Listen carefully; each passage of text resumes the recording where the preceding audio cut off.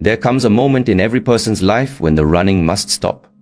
Not because there is nowhere left to go, but because one finally realizes peace is not found in the distance, in stillness. This is the essence of the Shaolin path.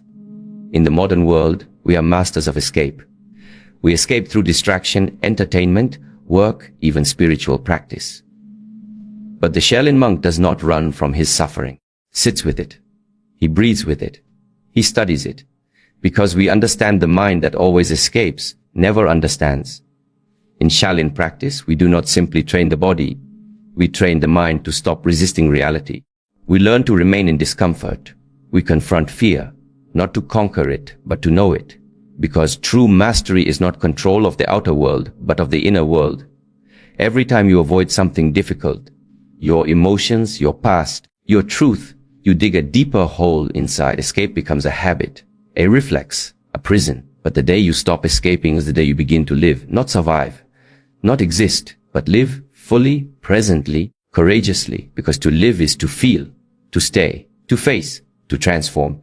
In Shaolin research, science now confirms what monks have known for centuries. Mental resilience is trained by staying present with discomfort, not by running from it. Meditation, breathwork, physical discipline, they are tools not to escape life, but to meet it with clarity and strength. So today, I invite you not to run faster, but to sit still. Face yourself, all of you, the broken pieces, the doubts, the dreams, and see what happens. Not when you try to change, but when you stop running. The journey doesn't begin when you move. It begins when you stop. Because the day you stop escaping, start living. In today's world, escape has become second nature. From the moment we wake up, we reach for devices, scroll through endless information, bury ourselves in work, surround ourselves with noise, not because we are truly engaged, but because we are unconsciously avoiding something deeper. This tendency to escape isn't always dramatic. Often, it manifests in subtle ways: procrastination, overthinking, emotional suppression, or excessive business. These behaviors may seem harmless, even productive at times, but at their core lies a silent avoidance of uncomfortable truths. Our pain, our fears, our unresolved past, simple stillness of being with ourselves. The modern world rewards speed and distraction, encouraging us to keep moving rather than pausing to reflect. But by constantly escaping from our inner experience, we prevent ourselves from understanding it. We never truly see the root of our suffering. We only run from its symptoms. This creates a cycle where external stimulation replaces inner connection, leaving us more disconnected and anxious than ever. In the Shaolin tradition, training is never limited to the strength of the body. It is equally, if not more so, about cultivating the discipline of the mind. Shaolin monk does not simply perform physical movements for mastery of form. Each gesture, each breath, is a meditation in awareness and presence.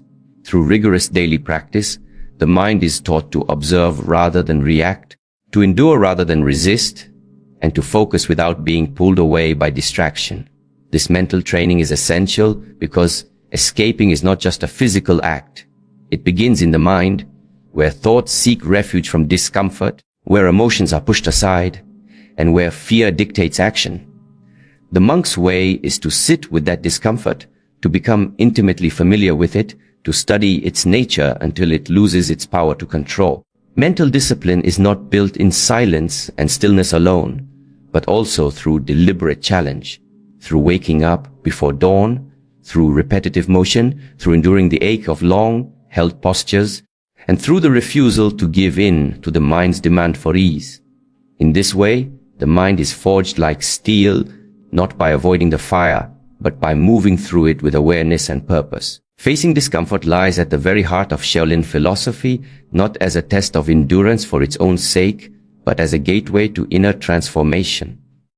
In the monastery, monks are taught from an early age to lean into discomfort rather than flee from it, whether it arises physically during intense martial arts training or mentally during hours of silent meditation. Comfort is seen not as an enemy but as a mirror, reflecting the mind's attachments, fears, and limitations.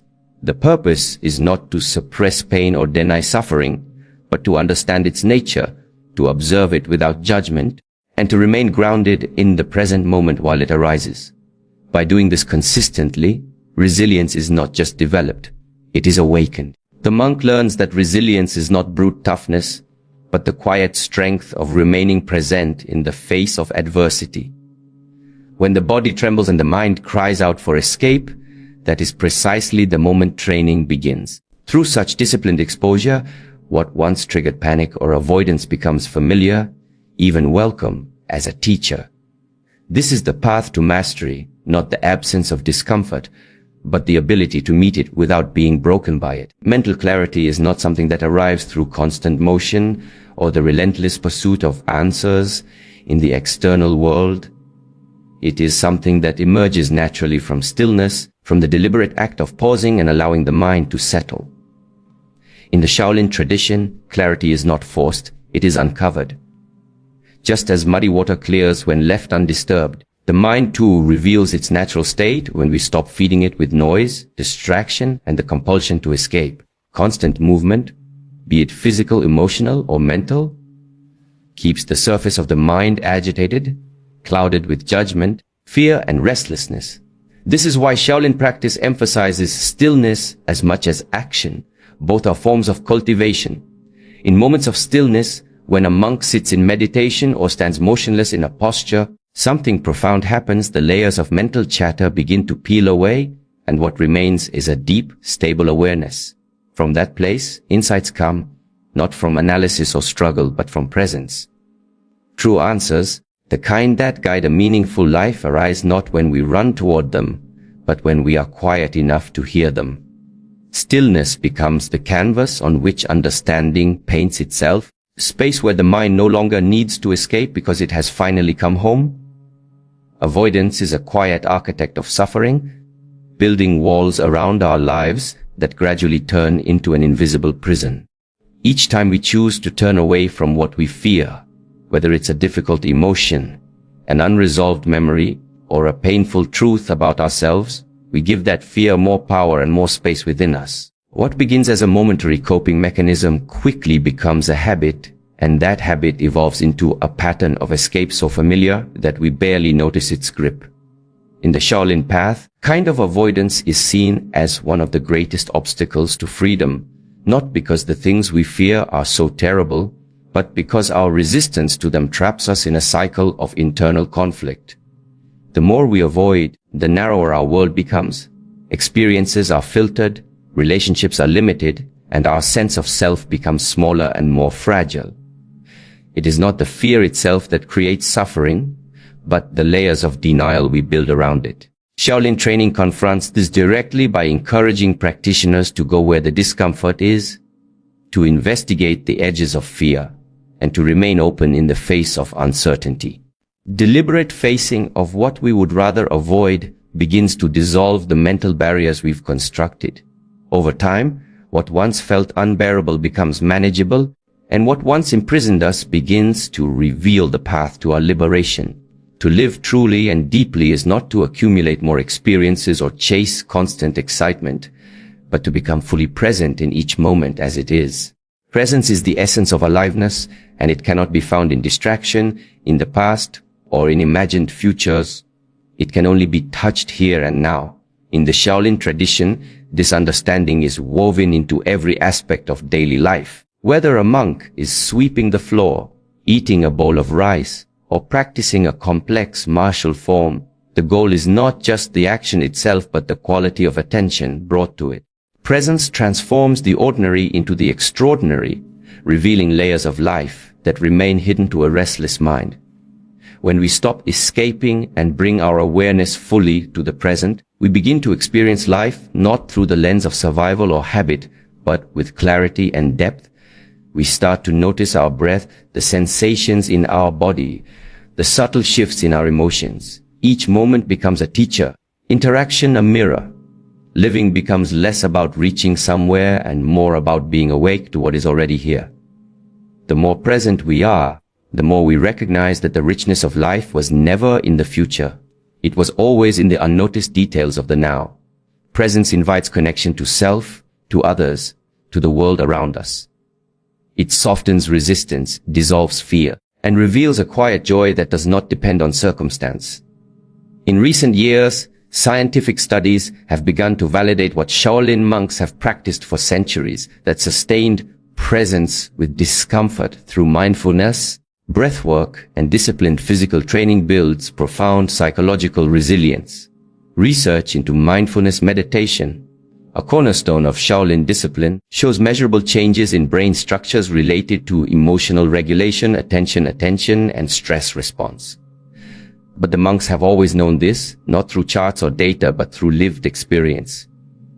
In Shaolin practice, comfort is not avoided, it is deliberately encountered and embraced as a means of strengthening the mind. Breathwork teaches control over the nervous system, allowing one to remain calm in the face of stress or pain. Long-held physical postures test the limits of both body and mind, requiring the practitioner to stay present when everything inside urges them to quit. This kind of training builds a capacity to stay steady, not just during training, in everyday life, in conflict, in fear, in uncertainty. What science now confirms is that such practices improve emotional resilience, lower anxiety, and increase mental clarity, but in the Shaolin perspective, are not the final goals. They are merely the natural outcome of facing what one would rather avoid. By consistently exposing oneself to manageable discomfort in a conscious and controlled way, the mind learns that it is stronger than its impulses and more spacious than its fears. This resilience is not loud or dramatic. It is quiet, steady, and deeply rooted in the choice to remain rather than run. Transformation does not begin with effort or ambition. It begins with acceptance, the quiet but courageous act of seeing things as they truly are without judgment or resistance. In the Shaolin tradition, acceptance is not passivity, a conscious, active presence that creates the conditions for real change. A monk does not deny pain, anger, fear, or limitation. Instead, he brings them into the light of awareness, studying them with the same attention he gives to his physical training. This unflinching honesty is the foundation of inner transformation.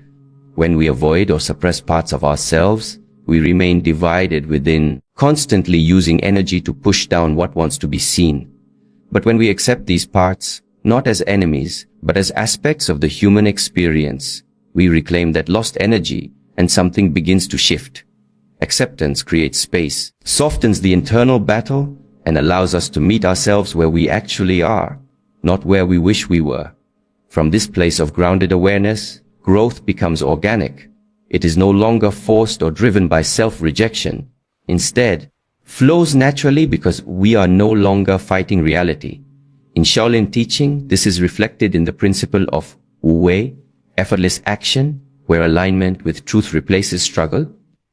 By accepting what is, we allow the deeper work to begin, not by force, but through clarity, humility, and inner harmony. When we run from fear, we unknowingly give it power, allowing it to grow in the shadows of our mind and dictate our choices from behind the scenes. The act of avoidance strengthens the illusion that fear is something insurmountable, something too overwhelming to face, when in truth, most fear dissolves the moment it is met with honest attention.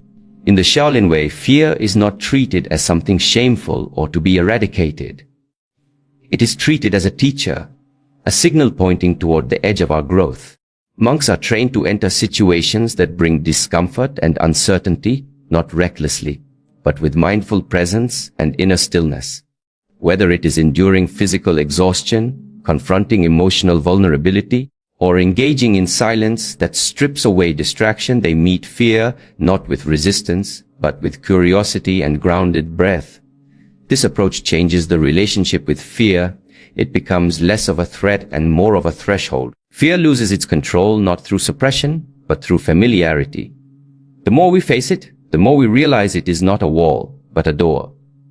Behind fear lies freedom, freedom from the need to control, freedom from limitation, and freedom from the false identities we cling to for security.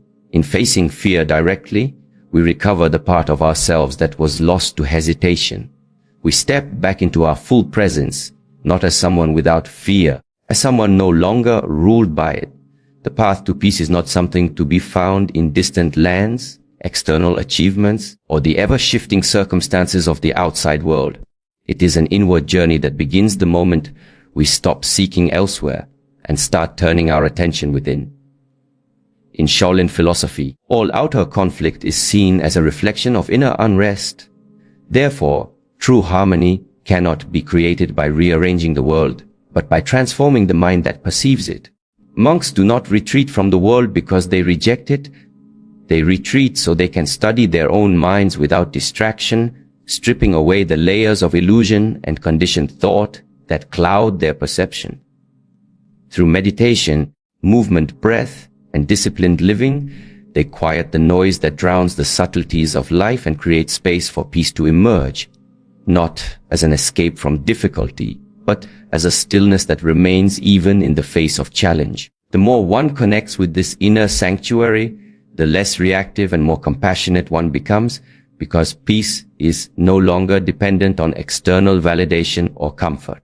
Inner anchoring is the true foundation of freedom, not freedom from life's storms, but freedom within them. The monk understands that when the inner world is clear, the outer world ceases to feel threatening. The environment may be chaotic, but the mind remains calm, responsive rather than reactive. This is the power of inward mastery, the realization that nothing needs to change outside for everything to change inside. So now I invite you to pause, not to pause your life, but to pause the running, to pause the noise, the striving, the constant reaching for something out there. Because everything you seek, peace, strength, clarity, purpose is already within you, but it cannot be heard when you are busy escaping yourself. Shaolin wisdom teaches us that freedom is not found in movement, but in stillness. Not in conquering the world, but in understanding the self. You do not need to be fearless, perfect, or enlightened. You simply need to stop turning away, face your fears, sit with your pain, stand still in your truth. That is where real life begins, not in the future, not after success, not after healing, but now. The day you stop escaping, you start living. And that day can be today. Thank you.